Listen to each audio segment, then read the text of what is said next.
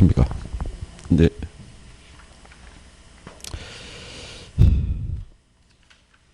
오늘 155페이지 하시는 거예요? 비가 많이 와가지고 오시는데 좀 힘드셨겠습니다. 그죠? 원서품 다 하셨죠? 네, 수업 번호도 받으셨고, 네, 그리고 이제 괜찮아요. 이제 지금의 마무리를 어떻게 잘 하느냐 이게 중요한 거니까. 그러니까 이제 요 기간 8월에 남은 기간에 그 1차 안에서 내가 조금 약하다고 생각한 파트인데 그게 시험에 자주 나온다고 이제 저희가 얘기를 했다. 그러면 그 파트를 조금 보완을 하셔가지고 그러니까 현재 점수를 기준해 가지고 단 몇 개라도 확실하게 올릴 수 있는 그거를 가늠을 해놓고 9월에 들어가서 이제 동영을 통해 갖고 전범이 계속 돌아가니까 그러면은 이제 그게 실력이 조금 더 개선이 돼요. 근데 그게 이제 1차에 국한이 되는 게 아니라 동차를 목표로 하시는 분이라고 그러면 그러면 나머지 과목도 역시 마찬가지죠. 그걸 돌 때. 2차 과목은 2차 과목의 특성이 있으니까 이제 선생들이 이제 마지막에 9월 달에 어떻게 정리하라고 얘기를 해줄 거라고요. 그거를 이제 기초로 해가지고 전체적으로 정리를 한번 잘 하셔가지고 올해 마무리 잘 할 수 있어야죠.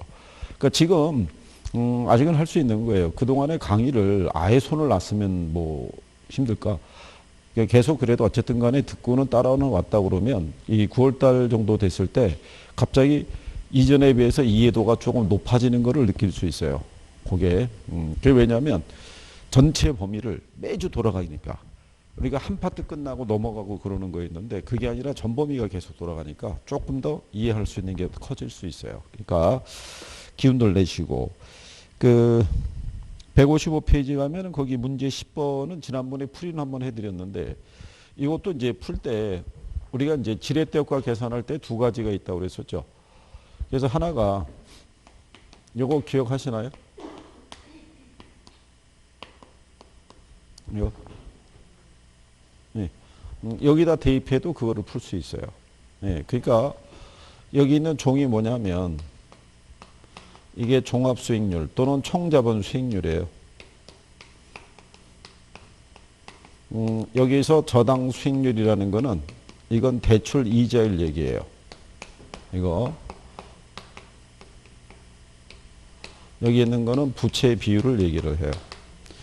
그러면 이제 10번의 문제의 조건이 투자 수익률이 몇 프로라고 줬어요?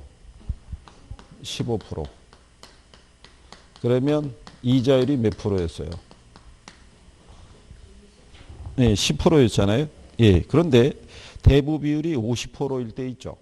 대부 비율이 50%면 부채 비율이 몇 프로? 100%. 그럼 1이에요. 1. 그죠? 그러면 15에서 10을 빼면 5죠. 15에다가 5 더하면. 그러니까 대부 비율이 몇 프로일 때? 50%일 때는 자기 자본 수익률이 몇 프로? 20%. 근데 대부 비율이 80%로 바뀌죠. 그러면 똑같아요.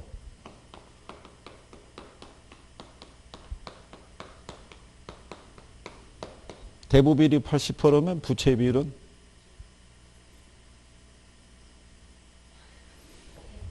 아니요. 이렇게 생각하면 되죠. 빌린 게 몇 프로? 80%.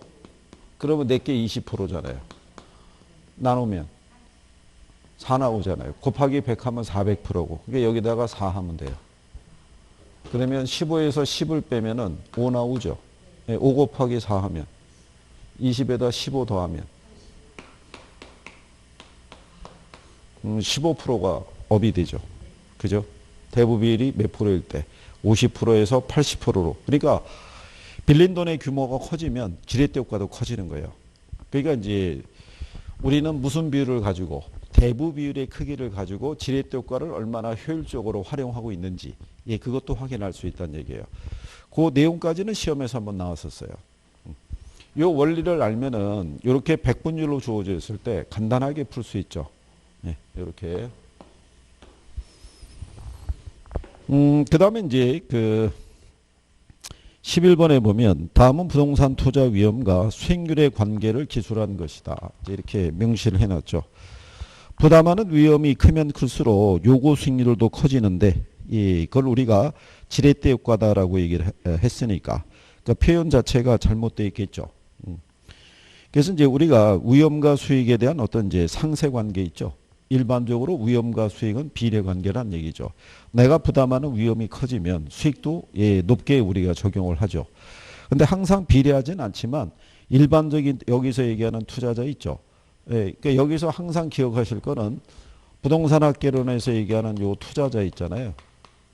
이 투자자는 위험 회피적인 투자자예요. 이렇게 수식되어 있다고 보시면 돼요. 이 투자자는 위험 혐오적인 행동을 해요. 그러니까 위험 혐오적인 행동이라는 것은 기대 수익률이 동일한 두 개의 투자 대안이 있으면 상대적으로 위험이 작은 걸 선택을 해요. 근데 이 사람이 위험을 감수하고 투자를 해요. 그 위험을 감수하고 투자할 때는 반드시 대가를 요구해요. 대가를. 그래서 뭐를 높여서 대처하냐면 요구 수익률을 높여서 대처한다라고 생각하시면 돼요. 그죠? 그래서 이 여기서 얘기하는 투자자는 자기가 부담하는 뭐가 커지면 예, 위험이 커지면 반드시 거기에 상응하는 대가를 요구해요. 그래서 뭐가 높아진다는 얘기예요? 예, 그렇죠. 요구 수익률이 높아진다 이렇게 보시면 되겠죠. 실현된 결과가 예상한 결과로부터 벗어날 가능성을 불확실성 또는 위험 이렇게 얘기를 하고요. 기대 수익률이 동일할 경우에 덜 위험한 쪽을 택하는 투자자들의 행동을 우리가 위험 혐오적이다라고 얘기를 하죠. 그래서 위험을 전혀 감수하지 않을 때 얻을 수 있는 건 뭐밖에 없다. 무위험률밖에 없죠. 네, 그래서 그런 내용을 자 뒤에 보시게 되면 12번에 기대 수익률을 구하라고 주어져 있어요. 그죠? 예. 그러면 우리가 12번에서 뭐를 계산할 때요? 기대 수익률을 계산할 때는 우리가 이 경제 상황별 확률이 있죠.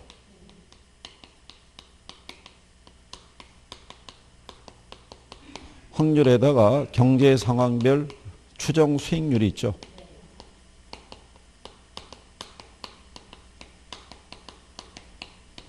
예, 얘를 곱해서 우리가 이 기대 수익률을 구한다는 얘기죠. 근데 여기서 이 평균의 의미가 만약에 50대 50으로 주어지면 산술 평균이고요. 예, 이게 20대 30대 50이라든가 30대 40대 30이라든가 이렇게 비율이 틀리면 가중치를 부여하니까 가중 평균을 우리가 하면 되죠. 거기 보면 종류가 비관적일 때가 있고요. 예, 정상적일 때가 있고 그 다음에 낙관적일 때가 있어요. 근데 각각의 확률이 주어지죠. 예, 얼마? 20, 60, 20 이렇게 준 거죠. 그러니까 여기가 전체가 100% 있죠. 예, 100% 갖고 배분하는 거죠. 거기에 따라 얘가 4%, 8%, 13%. 근데 이제 둘 다 100분율일 때 있죠.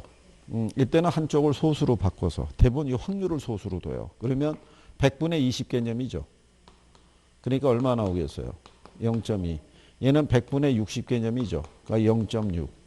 얘는 100분의 20이니까 0.2. 이거 곱하면 되죠. 그러면 이제 암산으로 이제 계산할 때 유용하게 쓸 수 있죠. 4 곱하기 0.2 하면은 0.8% 나오겠죠. 8 곱하기 0.6 하게 되면 4.8%. 13 곱하기 0.2 하면은 2.6%. 그죠? 예. 얘들의 평균 값을 우리가 구하게 되면 얼마? 8.2% 이렇게 나오겠죠. 그러니까 이런 식의 개념이라고 얘기하는 거고요. 예. 만약에 그냥 이런 단순한 배열로 나온다 그러면 그냥 곱하셔도 된다고 그랬죠. 4 곱하기 20 하면 80. 그죠? 8 곱하기 60 하면 480. 13 곱하기 20 하게 되면은, 그러면 260. 그죠? 다 더해도 820. 그럼 8.2%. 이렇게 할 수 있다라고 얘기한 거죠. 예, 그 다음에 이제 13번에 대한 내용이죠. 예. 여기는 이제 예상 수익률을 물어봤을 때 똑같죠? 비관적, 정상적, 예, 낙관적이죠. 이렇게 돼 있을 때 확률이 20대 40대 40으로 이렇게 주어져 있죠. 근데 이제 예상 수익률이 주어져 있는데 4%가 주어져 있고 가로가 쳐 있고 그 다음에 10% 이렇게 놨죠. 예, 그런데 이제 상가의 기대 수익률이 있죠. 얘네들의 계산에서 나온 평균적인 게 몇 프로?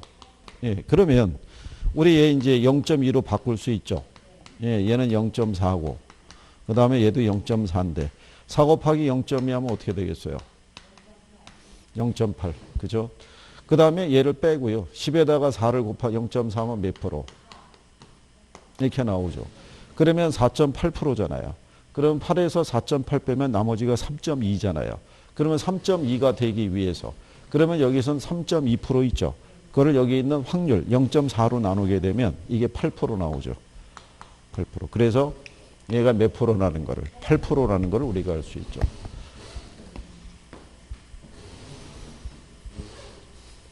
이게 근데 혹시 만약에 그렇게까지 나오지는 않겠으나 이게 이제 여기를 가로치는 경우 있죠. 이건 너무 단순하죠. 예. 근데 이것도 처음 본 사람들은 예, 또 못 찾아요. 이게 100인지 아닌지를 몰랐을 때는. 그렇죠? 그리고 이제 하나의 뭐라 그럴까요? 팁을 하나 드린다 그러면 지렛대 효과 지난주에 배운 거 기억하시나요? 예, 지렛대 효과를 우리가 구성했을 때 총 자본 수익률이 있죠. 그 다음에 저당 수익률이라는 게 대출 이자율이에요. 근데 지렛대 효과의 크기는 얘하고 얘하고의 크기를 비교해서 결정하거든요. 그래서 얘가 얘보다 크면 정해 지렛대 효과예요. 근데 만약에 얘가 10%잖아요. 그리고 얘가 만약에 몇 프로? 9%. 그러면 여기 있는 지분 수익률이 있죠. 자기 자본 수익률은 무조건 10%보다 커요. 예, 그러면 지문을 줬을 때 뭐 이렇게 줄 수 있잖아요. 1번 7%, 2번 뭐 8%, 3번 9%, 4번 10%, 5번 11% 이렇게 주면 무조건 얘가 답이죠. 그렇죠? 예. 근데 출제자들이 이런 배열을 활용하기도 해요. 그러니까 왜냐하면 1분 안에 계산을 유도해야 되는데 그 원리를 알고 있으면 풀 수 있게끔. 그러니까 그게 어떤 거냐면 종합자본 환원율의 역수가 순소득 승수잖아요. 근데 순소득 승수가 10이면 종합자본 환원율도 10%라고요. 그렇죠? 근데 여러분 실전에서도 순소득 승수는 10을 주고 종합자본 환원율은 8%를 줘서 바로 그게 답으로 이렇게 유도할 수 있게끔. 그러니까 원리를 알고 있는 계산 원리를 알고 있는 사람이면 찍을 수 있게끔 배열을 해줘요. 그렇지 못한 사람들은 일일이 풀어야 되고. 그럼 활용할 수 있는 게 여러분 시험에 나왔었어요. 얘가 얘보다 크면 정의 레버리지라고. 그죠? 그러면 굳이 계산을 안 해봐도 이 두 개의 크기만 갖고 확인할 수 있잖아요. 그죠? 그래서 자, 그 다음에 이제 14번에 보시면 이 투자의 위험 및 위험 관리에 관한 설명 중에서 옳은 것을 이렇게 물어봤어요. 그죠? 그러면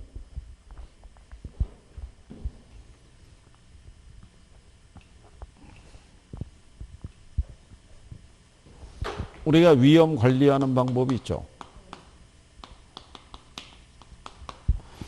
예, 위험 관리하는 게 이제 어떤 것들이 있었냐면 배운 거를 염두에 두시게 되면 위험을 회피하는 게 있고요.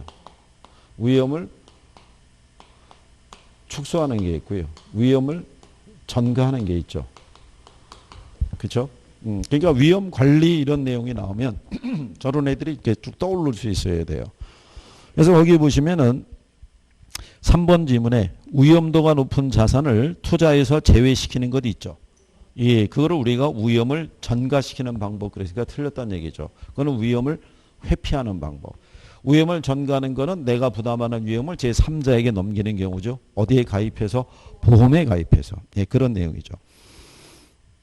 그 다음에 4번에 보면 수익성에 결정적인 영향을 주는 변수들에 대해서는 가몽도 분석을 하기도 한다라고 그러죠.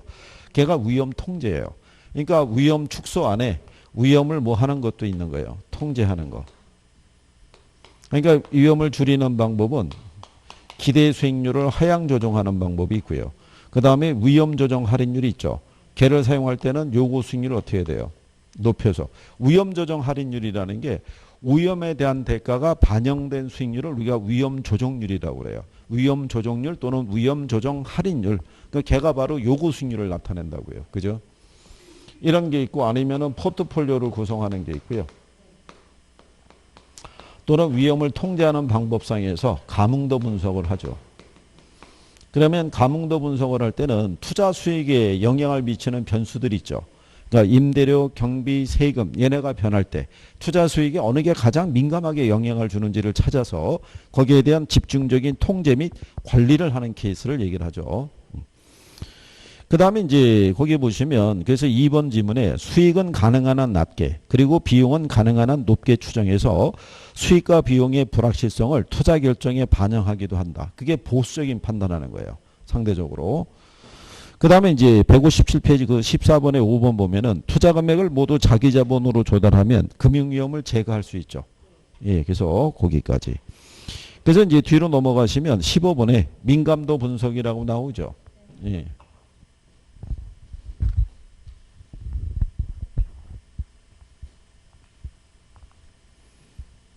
요 민감도 분석에 대한 것도요. 얘가 투자론에서만 나오진 않고요. 개발에서도 등장한 적이 있어요. 예, 개발에서도 틀린 답으로. 예, 그러니까 왜냐하면 민감도 분석이라는 건 개발, 관리, 투자 여러 분야에 쓰이는 거예요. 민감도 분석이라는 게. 그래서 얘는 요 투자 수익 있죠. 이 투자 수익에 들어가는 게 수년가 또는 내부 수익률 등을 얘기를 해요. 그래서 여기에 영향을 주는 게 임대료도 있고요. 경비도 있고 또는 뭐도 있다. 세금. 뭐 이런 애들이 있는 거예요. 그러면 이런 변수들이 변하면 투자 수익에 영향을 미치겠죠. 예, 그중에 가장 민감하게 영향을 주는 애를 찾아서 집중적인 통제 및 관리할 때 그 변화를 측정할 때는요. 한 변수만 변한다고 가정하고 나머지 변수는 고정을 시켜놓고 이 변수만 변화를 통해서 그 영향을 주는 값을 우리가 추정할 수 있다는 얘기죠. 그리고 시험상에서 처음에는 투자 수익에 영향을 미치는 여러 개의 변수를 이렇게 줬다가 투자 수익이라고 안 그러고 수년가하고 내부 수익률에 영향을 미치는 이렇게도 바꿔준 거예요. 예, 그래서 그 내용에 대해서 그래서 거기 그 15번에 보시게 되면 민감도 분석에 대한 설명으로 옳은 거를 물어봤잖아요. 그래서 일단 답을 5번을 준 거예요. 투자 효과를 분석하는 모형의 투입 요소가 변함에 따라 그 결과치가 어떤 영향을 받는가를 분석하는 것 있죠. 그걸 우리가 민감도 분석이라고 그래요. 4번 질문에 보면 시장에 공급된 부동산이 시장에서 일정 기간 소비되는 비율을 조사해서 해당 부동산 시장의 추세를 파악하는 것이라고 4번 질문에 있죠. 그걸 우리가 무슨 분석? 네? 그걸 우리가 흡수율 분석이라고 그러죠. 흡수율 분석. 그렇죠. 예, 그 4번 질문이 흡수율 분석이라고요. 그래서 흡수율 분석은 과거 및 현재의 자료를 토대로 미래 수요를 예측하는 거죠. 거기 보면은 추세 분석이라고 있죠. 이게 미래 수요를 측정하는 거예요. 그러니까 미래 수요를 예측하는 거는 쉽다 어렵다. 어렵다는 거예요. 예, 그래서 그렇게 이제 구별하는 거죠. 그 다음에 이제 개발 예정 부동산의 현황 분석, 수요 분석 및 공급 분석, 경쟁력 분석을 대상으로 한다라고 돼 있잖아요. 그런 게 이제 시장 분석 등에서 그 안에 들어가게 되면 우리가 이 시장 분석이라고 또 얘기하죠. 세분하게 되면. 그리고 2번에 가면 부동산 개발 사업을 전제로 해서 투자자를 끌어들일 수 있는 손익분기점을 측정하는 것 있죠. 그게 바로 뭐다?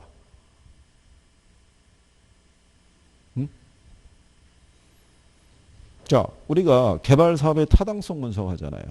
그럼 지역 경제 분석하죠. 시장 분석하죠. 시장성 분석하죠. 여기까지가 뭐예요? 그게 시장 분석.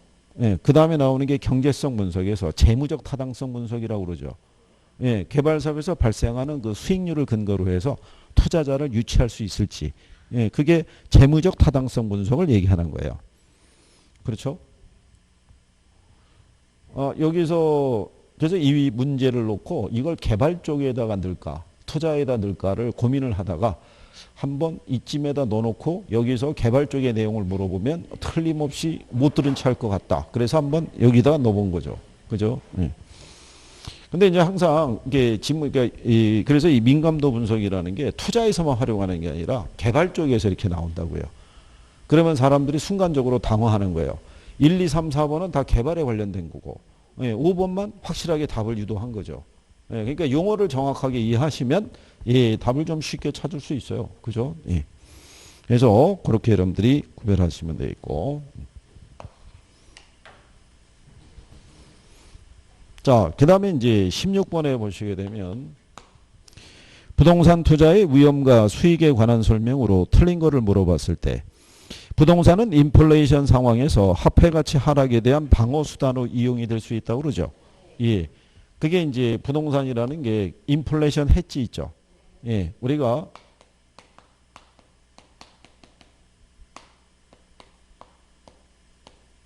요 해지라는 게 방어의 의미예요. 방어. 그러니까 인플레를 방어할 수 있는 수단. 인플레가 발생하게 되면 화폐 자산의 가치가 떨어지죠. 구매력이 떨어지니까. 대신에 실물 자산은 구매력이 떨어지진 않죠. 그래서 오히려 인플레가 심할 때는 무슨 심리가 나온다고 그러냐면 환물 심리가. 이게 커진다는 거죠. 그러니까 환이라는 게 바꿀 한자잖아요. 그러니까 보유하고 있는 화폐, 금융자산을 실물 자산으로 바꾸려고 하는 심리가 커지죠. 그래서 이 인플레가 발생했을 때 자산 가치 하락을 막아주는 역할을 하는 게 부동산이다라고 이렇게 생각하시면 되죠. 그 다음에 이제 체계적 위험은 지역별 용도별로 다양하게 포트폴리오를 구성하면 피할 수 있다 그랬으니까 틀렸다는 얘기죠. 예, 그 다음에 이제 위험 조정 할인율이 있죠. 장래 기대되는 수익을 현재 가치로 환원할 때 위험에 따라 조정된 할인율이라고 그러죠. 이게 요구 수익률이라고요. 그래서 요구 수익률이 할인율이에요. 자, 이렇게 보시면 요구 수익률이라는 거는 무위험률 플러스 위험 할증률로 되어 있잖아요. 그러면 여기 있는 무위험률은 국채 이자율 또는 정기예금 이자율을 지칭을 해요. 그러면 걔가 만약에 1%라고 가정할 때 여기 있는 위험에 대한 할증률이 있죠. 예, 이거는 내가 부담하는 위험의 크기가 달라지면 얘는 언제든지 변할 수 있는 거예요. 그죠? 사업 위험에 대한 불확실성이 더 커졌다. 그렇잖아요? 그러니까 이제 예를 들어서 중국 애들 가구의 교육이 좀 위축이 되고 있는 상태에서 코로나19 사태가 터진 데다가 이번에 갑자기 또 웬 비에 대한 부분 때문에 그죠? 그것도 영향이 큰 거예요. 그렇지 않겠어요? 요즘 같을 때 중개사분들 어떻게 되겠어요? 이 비에 집 보러 다니는 사람이 있겠냐고요. 이 비에 집 보러 다니는 것도 민폐잖아요. 비 막 젖어가지고 그것도 들어가갖고 방 보자 그러면 어느 집이든 간에 약간 불편함을 느끼겠죠. 그러니까 이때는 개점 휴업일 거 아니에요. 비가 많이 올 때. 그리고 여러분들 아시다시피 막 산사태에다가 막 떠내려가고 이러는데 거기다가 집 보러 갈 수는 없잖아요. 그죠? 그러니까는 생각지 못한 리스크가 커질 수 있어요, 없어요? 예, 있으면은 얘도 계속 높아지는 거예요. 또 할인율이 높아지게 되면 가치가 작게 평가가 돼요. 그러니까 투자자가 판단할 때는 조금 더 내가 보수적인으로 내가 판단을 할 수 있겠죠. 그래서 그 용어 정도 그렇게 보시면 돼요. 그래서 4번 지문에 보면 투자자의 요구 수익률이 있죠. 체계적 위험이 증대됨에 따라 상승한다고 그러죠. 그게 이거예요. 여기는 위험 할증률이고 위험이 체계적 위험인 거예요. 그러니까 얘가 커지면은 당연히 얘가 커져요. 무위험률이 높아져도 얘가 높아지고. 그렇죠? 예. 그다음에 효율적 프론티어 아시죠?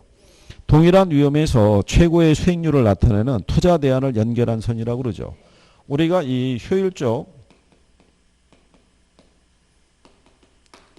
이 프론티어라고도 얘기를 하고요. 이거를 효율적 전선 또는 효율적 투자선 다 같은 표현이에요.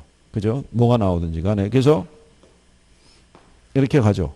예, 그래서 여기는 수익률, 여기가 위험 이렇게 돼 있을 때 동일한 위험에서는 가장 높은 뭐를 예, 수익을 낼 수 있는 투자안을 선택해서 연결한 선이 바로 뭐 그게 효율적 전선이라고 배우신 거죠. 그래도 투자 논리가 처음에 비해서는 많이 좋아지셨어요. 예? 예. 용어가 그래도 낯설지는 않잖아요. 예, 그러니까 많이 좋아진 거죠. 그래서 실전에 들어가시면 의외로 간단하게 답을 찾을 수 있어요. 투자가 이렇게 쉬웠어? 이렇게 찍을 수 있는 거예요. 뭐를 배제시키면? 계산을 배제시키면. 그렇잖아요. 그게 충분히 가능하다고요. 생각해 보세요. 이론도 어렵게 주고 계산 문제도 나오게 되면 떨어지란 얘기잖아요. 그러니까 이론은 최소한 1분 안에 풀 수 있게끔은 배열을 해줘야 되잖아요. 그러니까 저희가 볼 때는 40문제에서 계산 문제 평균 3년 동안에 평균 9개 나왔거든요. 그럼 31개에서 어려운 문제가 한 4개 있다고 보면 빼면 남는 게 27개예요. 예, 그러면은 실수를 이제 줄일 수 있으면 무난하게 6점 맞을 수 있다는 얘기죠. 그래서 실수가 치명적이에요. 여러분들은 평균 3, 4개씩 실수하거든요. 그렇죠? 그러니까 3개만 실수하면 딱 점 60점. 4개 실수하면 하나 부족해요. 막 이렇게 나오는 거예요. 몰라서 틀리면 그나마 덜 억울하죠. 그렇잖아요. 아는 건데 틀려보세요. 그 데미지가 크다는 얘기죠. 자, 그 다음에 이제 옆에 17번에 보시게 되면 부동산 투자 의사결정에 관한 설명 중에 틀린 거 물어봤죠. 조건은 단 투자자는 위험 회피적이라고 가정하죠. 예, 위험 회피적인 투자자는 아까 뭐라고 얘기를 했어요. 위험 혐오적인 행동한다고 그랬죠. 위험 혐오적인 행동이라는 게 거기 보면 2번 지문이 있죠. 투자 대안별 기대 수익률이 동일하다면 위험이 낮은 대안을 선택하는 것이 좋다라고 해놨죠. 예, 위험 회피적인 투자자가 이런 행동을 해요.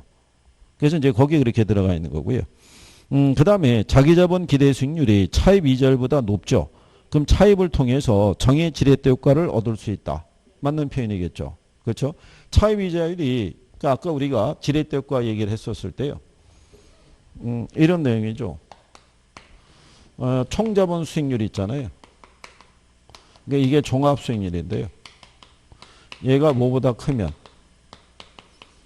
저당 수익률이 있잖아요. 얘보다 크면 여기 있는 자기자본 수익률이 있죠. 얘는 무조건 얘보다 크죠. 가령 예를 들어서 얘가 10%고요. 얘가 몇 프로? 9%라는 얘기는 여기 있는 자기자본은 무조건 10% 이상이거든요. 그러면 얘가 사라지더라도 얘가 얘보다 커질 수밖에 없죠. 무슨 말인지 이해하시겠나요?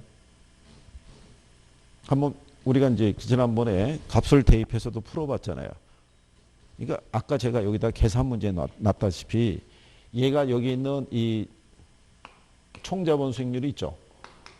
얘가 얘보다 크잖아요. 그러면 무조건 결과는 10% 이상이 나온다고요. 그렇겠죠? 예. 그러니까 그러면 이제 또 이렇게 총자본 수익률이 있죠. 여기서 자기자본 수익률이 있죠. 예, 이거를 빼요. 이게 나온 게 플러스예요. 그러면 정의지렛대 효과라고 할 수 있어요, 없어요? 예? 총자본 수익률에서 자기자본 수익률을 뺀 값이 플러스로 나온 거예요. 플러스. 그러면 정의지렛대 효과라고 할 수 있다, 없다? 그럴 수는 없죠. 왜냐하면 얘가 10%잖아요. 그 여기서 이거를 빼서 플러스라는 얘기는 자기자본 수익률이 얘보다 작다는 얘기잖아요. 그렇잖아요. 그러면은 얘보다 작으면 부의 레버지라고요. 그렇겠죠. 예, 그래서 지문의 구성만. 이게 이제 유관 시험에서 이렇게 지문으로 활용한 거예요. 그러면 이제 순간적인 뭐를 요구하는 거예요? 착각을. 예, 그러니까 그런 것들을 잘 구별할 수 있으시면 되죠. 예. 그 다음에 이제 거기 보시면 그 1번 지문에 투자 대안별 수익률 변동이 유사한 추세를 보일 것으로 예측되는 부동산에 분산 투자하는 것이 좋다 그랬으니까 틀렸다는 얘기죠. 예. 우리가 포트폴리오 효과를 기대하기 위해서는 수익의 움직임이 어떻게 해야 돼요? 다른 방향으로. 그죠? 자, 그랬을 때 일부 문제집에 보면은 뭐 이런 것도 있던데요.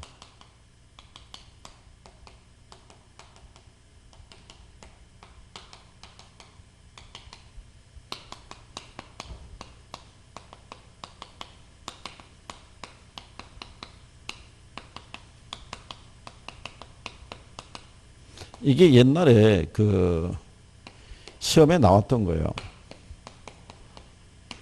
15회 때.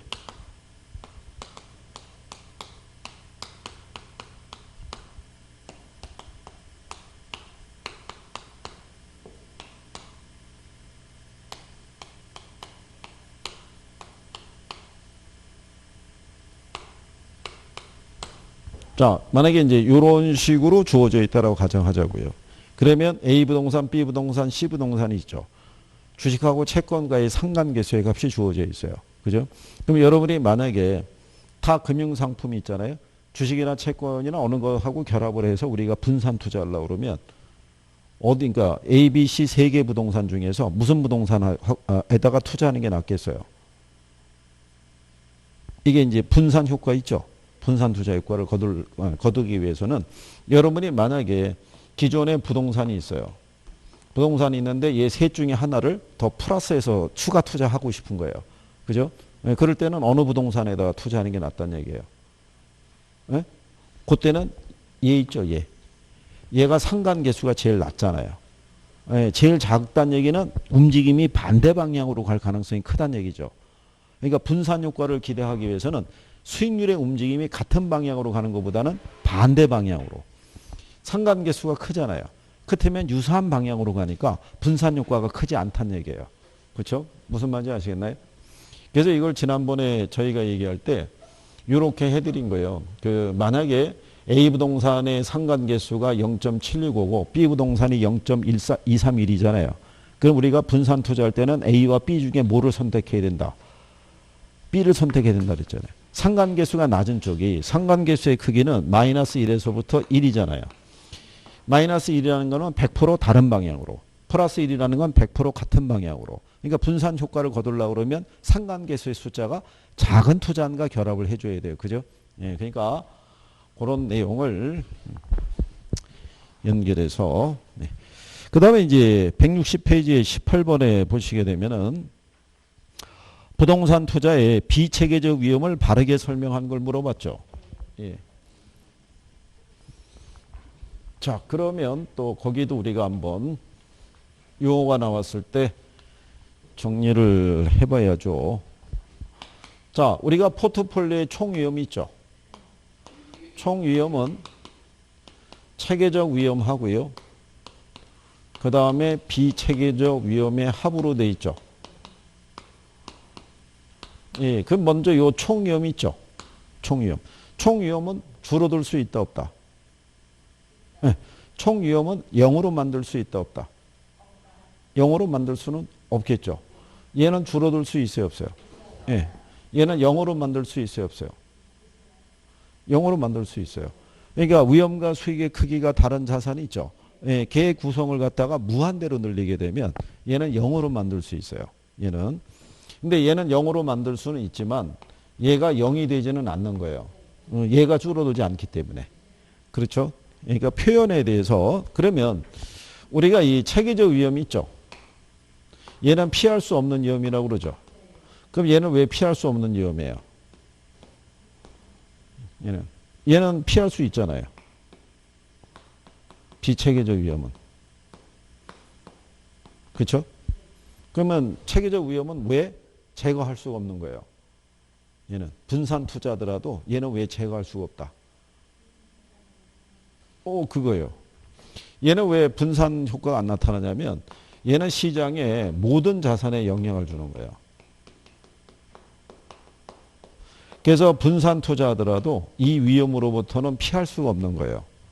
근데 여기에 있는 비체계적 위험이 있죠. 이거는 개별 자산의 특성에서 나오는 거라고요. 그러니까 얘는 분산 투자하면은 요건 피할 수 있는 거예요. 그래서 우리가 이렇게 얘기했잖아요. A 예를 들어서 항공, B 전자, 그 다음에 C 화학 이런 식으로 분산 투자하게 되면 항공주에서 수익률이 떨어지더라도 전자라든가 화학에서 수익이 커지게 되면 평균적으로는 안정적인 수익을 가져갈 수 있어요. 그죠? 예. 그런데 여기 있는 체계적 위험이라는 거는 모든 자산에 영향을 주는 있죠. 그러니까 이자율 상승 같은 거 있죠. 예, 이거는 분산 투자에 따라서 피할 수 있는 게 아니거든요. 그래서 체계적 위험은 우리가 줄일 수 있는 위험은 아니라는 얘기예요. 근데 비체계적 위험이라는 거는 그 개개의 어떤 산업에서만 발생하는 위험이에요. 그러니까 어느 산업에 만약에 근로자가 파업이 발생하죠. 그거는 그 기업만의 문제라는 거예요. 모든 산업에 동일하게 발생하는 위험이 아니다. 그래서 비체계적 위험은 우리가 제거할 수 있다라고 얘기하는 경우죠. 그래서 바르게 설명한 거를 물어봤죠. 그래서 1번에 가게 되면 개별적인 부동산의 특성으로부터 야기되는 위험으로 투자 대상을 다양화해서 분산 투자함으로써 피할 수 있는 위험이라고 얘기하죠. 2번에 가면 경기의 변동, 인플레의 심화, 이자율 등에서 야기되는 위험이라고 그러죠. 그걸 우리가 체계적 위험이라고 얘기하죠. 그래서 시장의 변화에 의해서 야기되는 위험을 역시 체계적 위험이라고 얘기하죠. 그 다음에 부동산 시장은 부동산의 특성으로 인한 불안전한 시장이죠. 그래서 시장 포트폴리오 수익률을 계산하기가 어렵다고 얘기를 해요. 또 투자자의 능력에 따라 수익률이 다르게 산출이 될 수 있어요, 없어요? 예, 그래서 평균적인 수익률 산정이 어려워요. 그래서 투자자의 요구 수익률을 산정할 때 무위험률을 기초로 구하는 거예요. 그래서 18번의 답은 몇 번이다? 1번이다. 이런 얘기죠. 자, 그래서 이제 그렇게 구별을 하시면 되겠고요. 그 다음에 이제 19번에서부터가 이제 포트폴리오 이론에 대해서 이제 쭉 설명을 하고 있죠. 이 19번에 보면 이 부동산 투자와 포트폴리오의 관계를 올바르게 설명하는 것을 물어봤어요. 그죠? 자, 이 최적의 자산 포트폴리오는 자금을 부동산, 주식, 예금에 따라 각각 3분의 1씩 투자하는 것이 된다라고 했으니까 틀린 거예요. 여러분들이 아시는 이 재산 3분법 있죠? 이거는 그냥 포트폴리오 기법 중에 하나예요. 예, 이게 일반적인 이제 포트폴리오의 기법 중에 하나가 보유하고 있는 재산을 예금과 주식과 부동산에 나눠서 투자하는 것도 분산 투자의 한 방법이란 얘기지, 그게 최적의 포트폴리오는 아니란 얘기예요. 최적의 포트폴리오는 어때 달성이 돼요? 최적의 포트폴리오는 이거는 그냥 포트폴리오의 일종이에요. 기법 중 하나다 이렇게 생각하시면 되겠고, 그러면 최적 포트폴리오는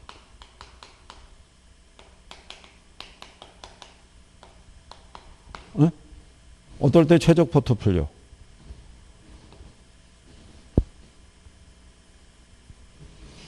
자, 투자자들의 위험에 대한 태도를 반영한 무슨 곡선? 예, 무차별 곡선하고요. 그 다음에 평균 분산 지배 원리를 충족시키는 포트폴리오 집합을 연결한 뭐? 그렇죠. 효율적 전선 또는 효율적 프론티어 있죠. 네, 접점에서 이루어지죠. 그죠? 네. 요걸 이렇게 답으로 유도한 적도 있어요. 이렇게 해서. 네. 그 다음에 이제 2번에 보게 되면요. 포트폴리오를 구성한다고 해서 비체계적 위험까지 제거되는 것은 아니다. 그러니까 틀린 거죠. 우리가 포트폴리오를 구성하는 위험은 비체계적 위험을 제거하기 위함이죠. 그래서 3번에 보게 되면 포트폴리오를 구성하는 자산의 수가 많을수록 불필요한 위험은 통계학적으로 제거된다고 그러죠. 예, 얘가 답이죠. 그럼 거기에 있는 불필요한 위험이 있죠. 예, 불필요한 위험이 그것이 뭐를 얘기한다 그랬어요. 예, 이게 비체계적 위험이에요. 얘가 왜 불필요하다고 그러냐면 투자자가 단순히 위험과 수익의 크기가 다른 자산에 분산해서 투자하기만 하면 얘는 제거할 수 있는 거예요. 그러니까 굳이 감당할 필요가 없다는 얘기예요. 그래서 불필요한 위험이라고 얘기를 해요. 자, 그래서 5번에 가면 최선의 포트폴리오를 선택한다는 것은 분산 투자를 함으로써 체계적 위험을 제거한다는 거니까 틀렸다는 얘기죠. 그렇죠? 예. 그 다음에 이제 20번에 보면 포트폴리오 이론에 관한 설명이다. 가장 거리가 먼 것을 물어봤을 때 거기 보시면 여러 개의 자산을 소유함으로써 하나에 집중되어 있을 때 발생할 수 있는 불확실성을 제거하기 위해서 분산 투자하는 방법을 얘기를 하겠죠. 그 다음에 위험과 수익을 평가하는 방법으로 평균 분산법이 있다 그랬으니까 맞는 표현이 되겠죠. 예. 여기서의 평균이 바로 수익, 분산이 위험이죠. 그러니까 위험과 수익의 크기를 가지고 투자 판단하는 거죠. 그래서 3번에 보면 포트폴리오 관리라는 것은 투자 대안이 가지고 있는 위험과 수익을 분석해서 불필요한 위험을 제거하고 최선의 결과를 얻을 수 있는 포트폴리오를 선택하는 것을 얘기를 하죠. 자, 그랬을 때 이 효율적 전선이 우상향하는 경우 있죠. 예, 걔가 우상향하는 이유는 뭐 때문에?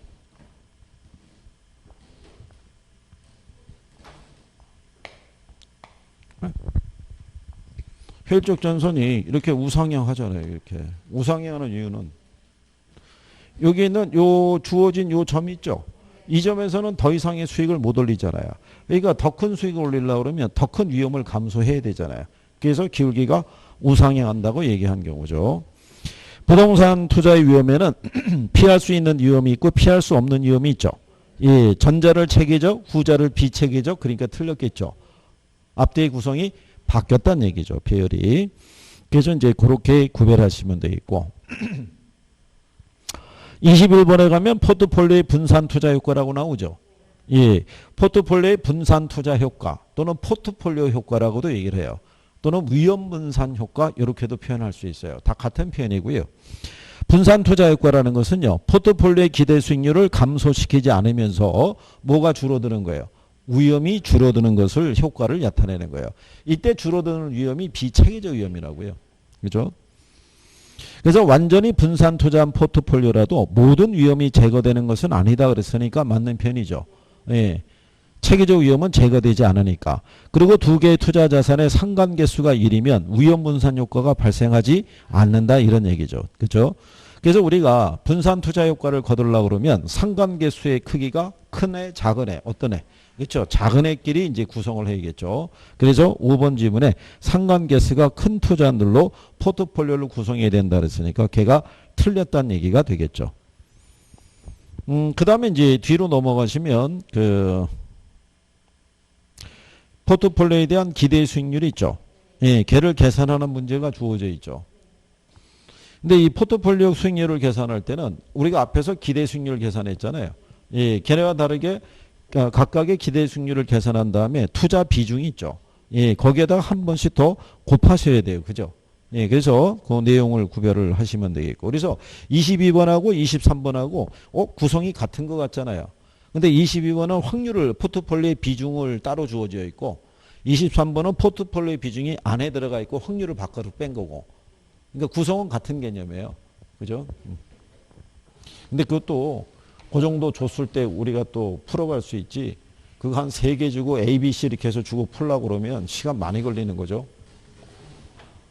자, 거기 이제 22번을 보시게 되면 조건이 두 가지죠. 불황하고 예, 호황일 때죠. 발생할 확률을 각각 몇 프로 줬어요. 40%하고 예, 60%를 준 거죠. 이렇게.